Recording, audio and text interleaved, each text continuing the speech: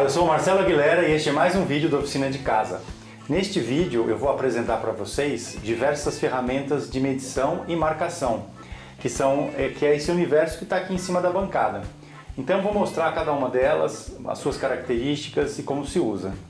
Logicamente algumas são bem simples, do conhecimento geral das pessoas, mas eu vou abordar só para que fique um vídeo completo. Bem, eu inicio pelo instrumento de medição mais simples, que é uma régua.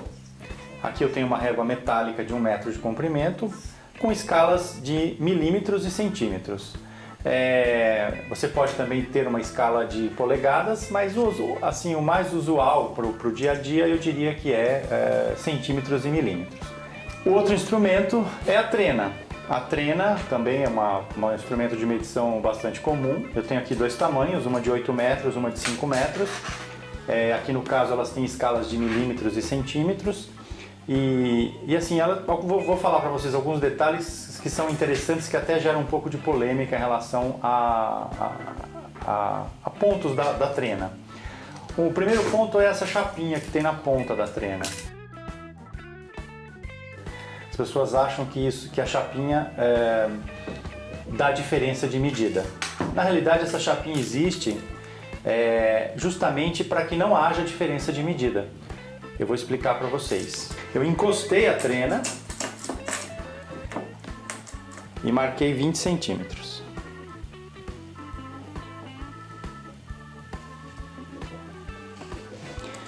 Eu encostei a trena e marquei 20 centímetros. Agora, se eu pegar e prender a trena aqui na lateral e confirmar a medida, ela é exatamente igual. Por que acontece isso? Porque você pode usar a trena tanto encostando como puxando essa chapinha. Essa chapinha, ela tem um jogo exatamente igual à sua espessura, justamente para que não haja essa diferença. Então, uma boa trena, uma trena de qualidade, esse jogo da chapinha, ele é perfeito. Perfeito em relação à sua espessura. Outro detalhe com relação à trena, que gera muita dúvida, por exemplo, digamos que isso aqui é uma sala. Tenho duas paredes e um piso. Então aqui eu tenho a outra parede. Eu vou medir de uma parede a outra. Então eu vou encostar a trena num dos lados e do outro lado, geralmente as pessoas medem desse jeito, dobrando a trena no outro canto. Isso não te dá precisão. Então o que você pode fazer? Você pode usar o corpo da trena como uma medida.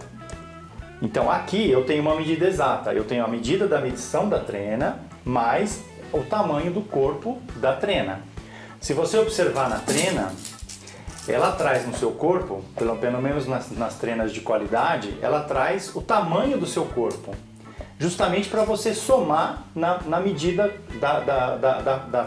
da trena em si que você mediu. Aqui no corpo da trena está escrito que eu tenho mais 3 in, que significam mais 3 polegadas. Então o corpo da trena, ele corresponde a 3 polegadas. Eu tenho aqui no paquímetro 3 polegadas. Se eu transformo isso em milímetros, eu tenho 7,62 centímetros. Essa é a precisão da trena. Eu tenho a medida da metragem da trena. Aqui você tem uma lateral da trena que é arredondada, então você vai pegar na barriga da trena, na parte mais projetada para fora. Essa é a medida da trena.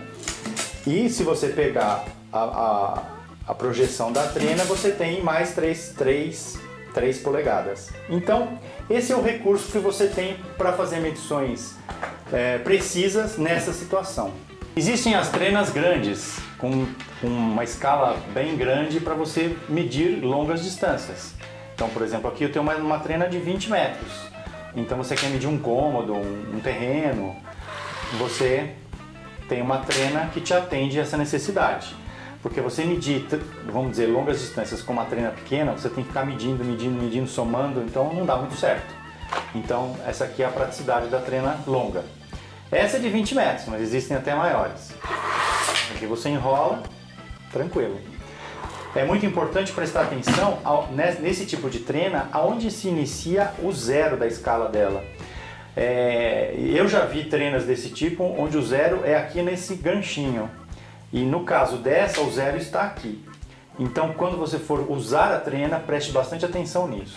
Isso é um detalhe bastante importante, porque senão vai dar alguma diferença, vai acontecer na sua medida. 1 metro de madeira, geralmente conhecido como metro de carpinteiro, marceneiro, que é uma variação da régua, da trena, e tem a sua utilidade também. Agora eu tenho um conjunto de esquadros aqui na minha frente. O esquadro maior é um esquadro que me dá 90 graus somente. Eu consigo usá-lo somente para fazer a marcação de 90 graus. Esse esquadro tem o nome de esquadro de caixilho. Justamente porque quando você vai montar um caixilho, por exemplo, de uma janela, ele te dá uma boa, vamos dizer, precisão para você juntar as peças e colocar e prender a janela no esquadro. Então, mas logicamente é um esquadro de uso geral também, eu considero.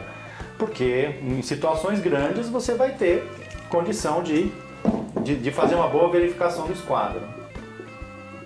Aqui, por exemplo, eu tenho uma diferença de 1 milímetro do esquadro. Então, é um esquadro simples e extremamente útil, principalmente pelo seu tamanho. Agora eu tenho aqui 2 esquadros iguais, só mudam no tamanho. Esse esquadro você tem a condição de fazer medições de 90 graus e 45 graus. Então, inclusive essa parte do esquadro também está em 45 graus. Então, te dá outras possibilidades de verificação de ângulo ou de ajuste, de marcação de ângulo. Ele tem aqui 2 escalas, uma escala de 0 até 25, a escala por fora, e uma escala por dentro. No caso, esse modelo de esquadro. É a mesma coisa aqui, um esquadro maior, tem 40 e 35 centímetros. Então isso facilita a sua vida, por exemplo, eu vou medir aqui, eu posso fazer uma marcação de medidas, quer dizer, a associação de uma escala métrica com o ângulo. Então, dois esquadros para uso geral. Esse aqui é o esquadro combinado. Ele permite você fazer essa regulagem. Então você tem aqui, ou melhor, você tem aqui os 90 graus, que você pode inclusive ter este jogo no correr da escala. Você tem aqui o ângulo também de 45 graus, aí você inverte e tem aqui 45 graus. Por exemplo, você quer medir uma profundidade, eu posso colocar ele aqui, abaixo, travo, eu medi essa altura, tá aqui, posso fazer a leitura da escala. Eu posso fazer uma marcação com ele, usar ele como se fosse um graminho. Eu corro aqui a escala do jeito que eu quero, encosto um lápis aqui e corro junto. Então assim, ele permite você variar o seu tipo de marcação. Inclusive ele tem aqui um marcador de nível. Então isso, por exemplo, quando você estiver fazendo uma montagem de alguma peça ou pendurando uma peça na parede, você tem o recurso do nível. Por isso que ele se chama esquadro combinado, ele tem várias funções diferentes. E por fim a suta. Os esquadros que eu mencionei até agora, você trabalha com ângulos de 90 e 45 graus, especificamente. A suta é uma ferramenta que permite você trabalhar com ângulos diferentes. Logicamente, ela não tem uma marcação de ângulos, então você vai precisar de um transferidor. Se você quiser chegar num ângulo específico, então, por exemplo, eu tenho aqui um transferidor, vou pôr um ângulo qualquer aqui assim.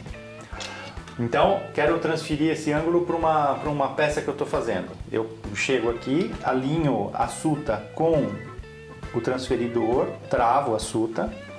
Então, o ângulo que eu preciso, que eu tenho aqui marcado no transferidor, eu transferi para a suta. E agora, simplesmente, eu faço a marcação que eu preciso.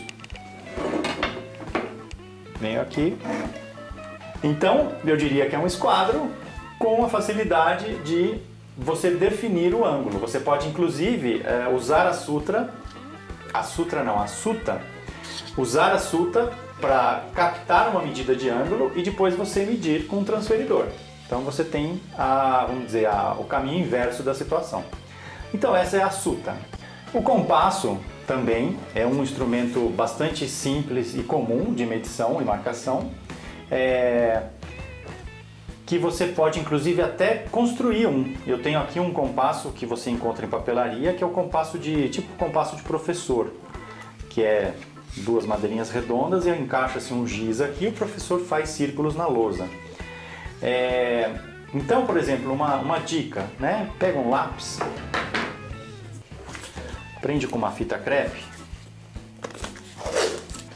e você consegue um compasso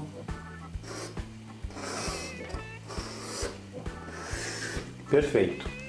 Agora, um compasso, vamos dizer, mais profissional, esse compasso tem a possibilidade de você usar só com pontas metálicas ou adaptar um lápis. Então aqui eu tenho a adaptação do lápis.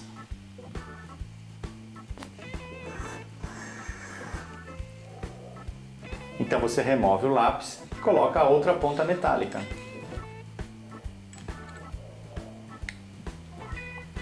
Então, dependendo do que você estiver fazendo, você pode até riscar madeira com ele ou, por exemplo, riscar uma chapa metálica. Tem aqui um pedaço de chapa de alumínio. Para você riscar a chapa de alumínio com lápis, talvez fique mais difícil. Então, você pega aí e faz o risco com a ponta metálica. Então, assim, eu diria que é um modelo de compasso bastante versátil. Agora eu mostro para vocês o paquímetro. O paquímetro é um instrumento de medição de bastante precisão. Ele permite você fazer medições externas. Então tá aqui essas duas garras, você fecha na peça que você quer medir e faz a leitura na escala. Inclusive no nosso site já existe um vídeo falando só de paquímetros, onde nós apresentamos 3 modelos diferentes e todas as suas características. Você pode fazer medições internas. Então, por exemplo, eu tenho que medir esse furo. Então você vai usar esse outro tipo de pinça, introduz aqui no furo e faz a medição. Então essa é a largura, isso está correspondente à medida. E uma outra função é a função de medir profundidades.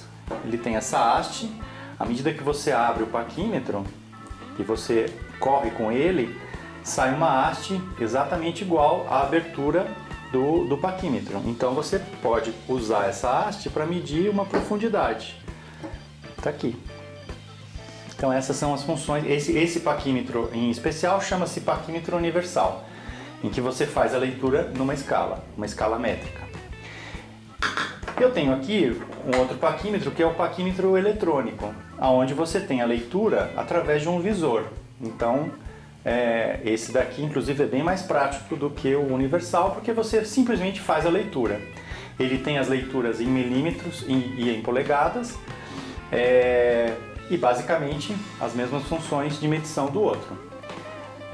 Só uma característica dele que eu até não falei no vídeo sobre ele e que eu vou aproveitar e vou acrescentar neste vídeo para vocês, que é uma característica de comparação de medidas. Então eu tenho aqui duas madeirinhas que tem uma ligeira diferença de medida entre elas. Então eu vou fazer o quê?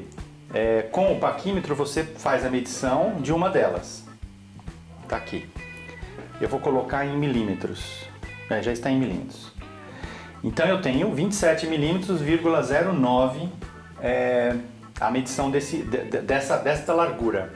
Eu quero comparar esta largura com esta. Qual é a diferença? Então o que eu faço? Eu tiro aqui e zero. A partir do momento que eu zero o paquímetro, ele vai fazer a próxima medição a partir desse zero que eu medi. Então tá aqui. Aqui está pedindo para fechar o paquímetro. Então eu fecho o paquímetro. E se vocês repararem, a leitura da escala está negativa, ou seja, ela é menor. Então esta peça é menor do que esta, exatamente 2 milímetros, 2,01. Então, isso permite você fazer uma comparação precisa de diferença de medidas, fazer uma comparação. É um recurso bastante interessante. Isso, logicamente, você vai conseguir só com o paquímetro digital ou eletrônico. Bem, agora eu tenho dois instrumentos de medição de ângulos. Eu tenho um transferidor e um medidor de ângulos. O transferidor é uma peça bastante tranquila de se medir ângulos. Inclusive, esse transferidor te dá a medição do corte meia esquadria que você vai fazer.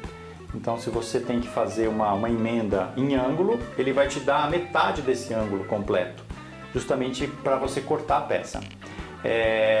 Inclusive, no nosso site nós temos um vídeo falando exclusivamente desse transferidor, com todos os seus detalhes e características. E o medidor de ângulos, que permite você também medir ângulos, inclinações. Por exemplo, aqui eu tenho um pedaço de tubo, ele tem uma base magnética, então se você estiver lidando com peças metálicas, isso vai facilitar porque ele fica preso.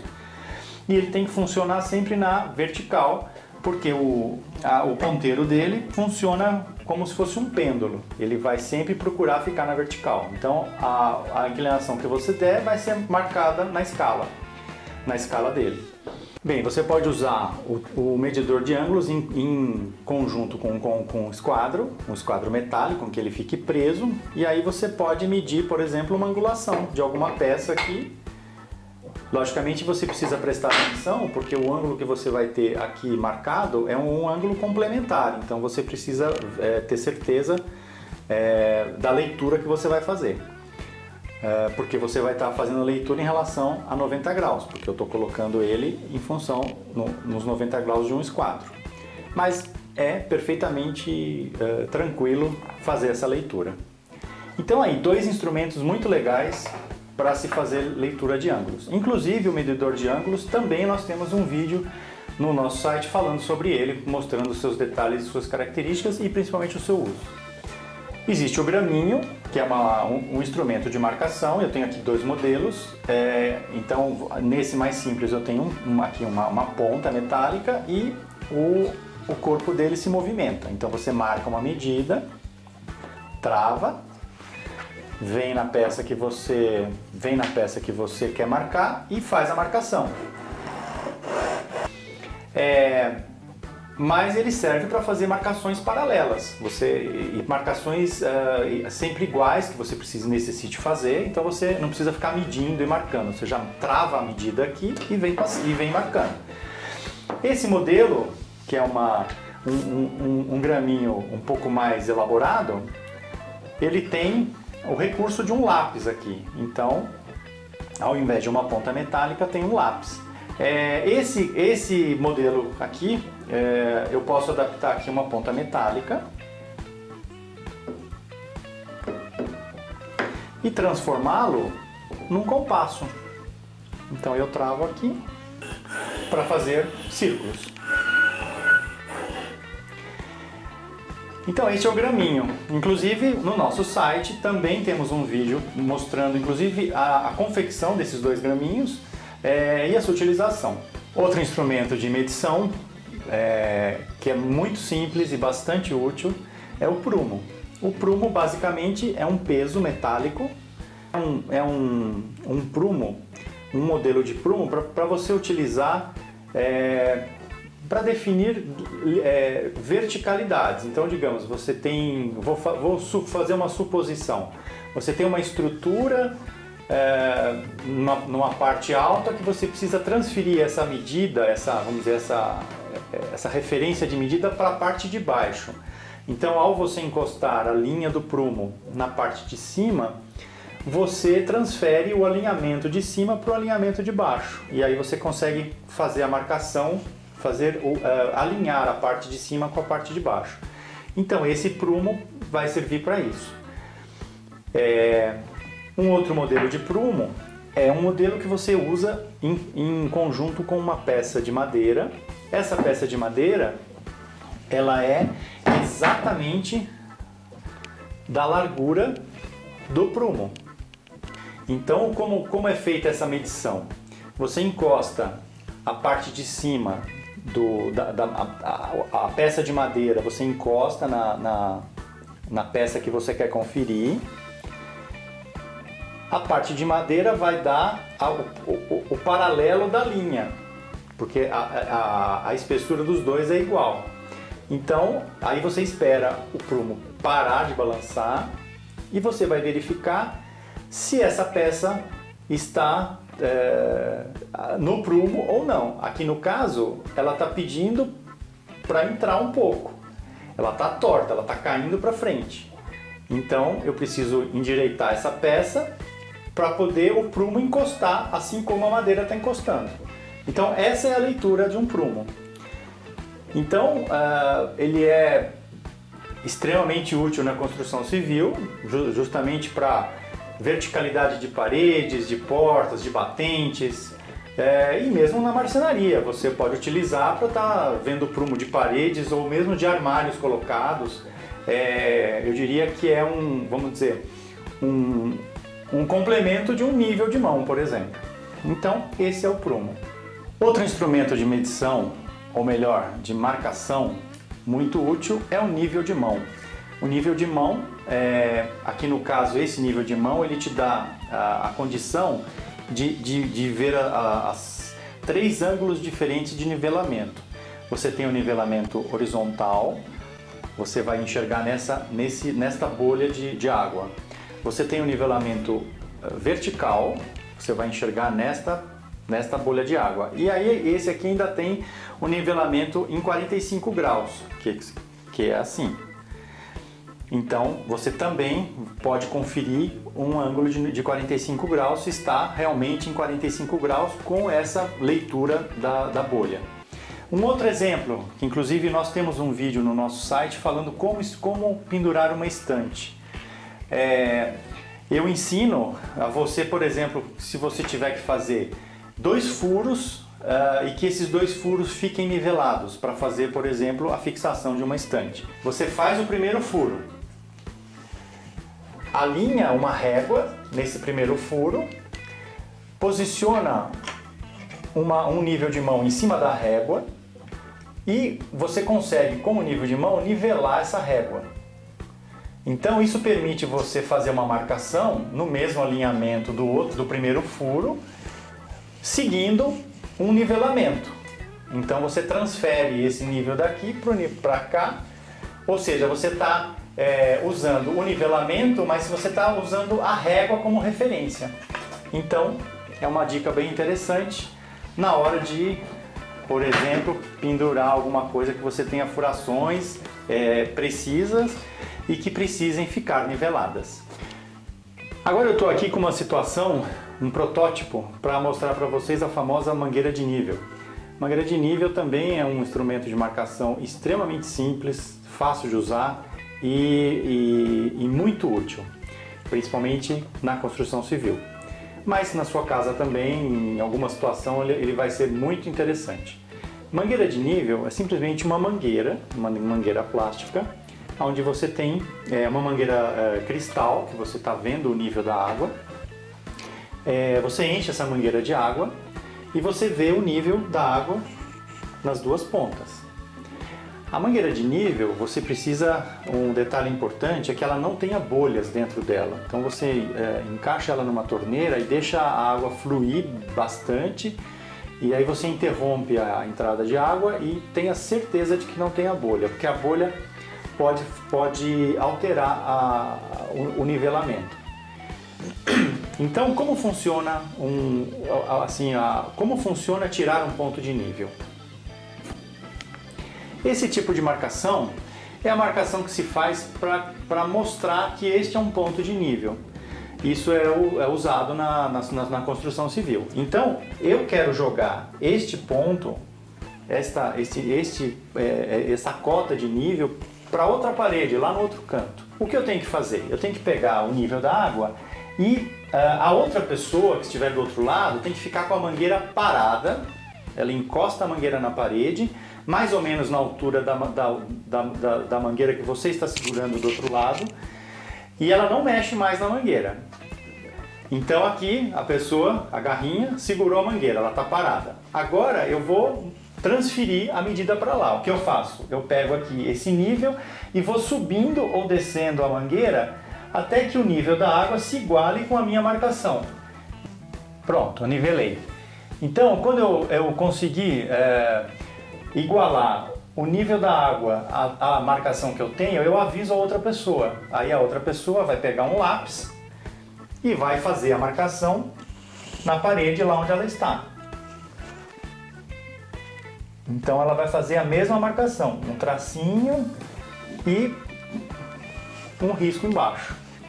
Então, essa é a maneira de fazer uma marcação com a mangueira de nível.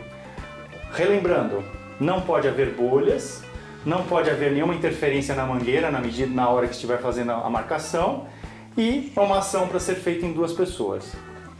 Bom, e por último eu apresento para vocês o giz de linha, que é para você fazer marcações, linhas, em grandes distâncias ou não, quer dizer, mas simplesmente para você, ao invés de colocar uma régua na parede, por exemplo, e riscar, você usa o giz de linha que vai te dar essa marcação. Como ele funciona? Então o que você tem? Você tem dois pontos de níveis marcados nas duas extremidades da parede. Agora eu quero criar uma linha, por exemplo, para soltar um forro, para começar a instalação de um forro. Como eu gero essa linha sem ter que ficar riscando com régua e tudo mais? Você usa o giz de linha, que basicamente o que é? É uma linha enrolada que tem, dentro desse dispositivo, tem um pó. Então ou você faz isso em duas pessoas, ou seja, uma pessoa fica de cada lado esticando bem a linha e puxa a linha, ela vai marcar, ou você usa essa grapinha, que é o que eu vou usar aqui, estica a linha. Então o que eu fiz? Com a linha eu uni os dois pontos de nível, então essa linha está nivelada. Você estica bem a linha, pega a linha no meio e puxa. E você vai ver que tem uma linha marcada na parede. Aqui ela borrou um pouquinho, mas a linha está perfeita em cima. Ela borrou um pouco para baixo. Isso em longas distâncias você vai perceber que a linha fica perfeita. Então eu posso, por exemplo, sair com o meu forro daqui. Começar a colocar os apoios e tudo mais. Então esse é o giz de linha. O último instrumento de marcação que eu apresento para vocês hoje. Ou melhor, o último não, tem mais um. Tem mais alguns. Para você marcar, você vai precisar de um lápis bem apontado. Você vai precisar de uma caneta. Eu tenho aqui uma caneta que marca definitivamente, quer dizer, ela marca bem. Eu tenho lápis de carpinteiro, que ele tem um formato diferente, ele não é redondo, o grafite dele é meio retangular, e esse lápis você aponta com um estilete, um canivete, e se você quiser melhorar a ponta dele, você pode usar uma lixa. Lixa um pouquinho de cada lado e você recupera a ponta do lápis, vamos dizer, a quina do lápis. Esse daqui, lápis normal, você vai apontar.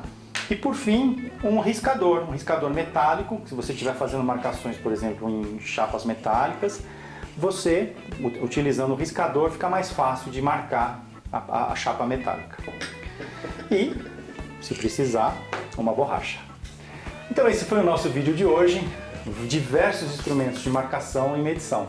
Espero vocês no próximo vídeo. Um grande abraço!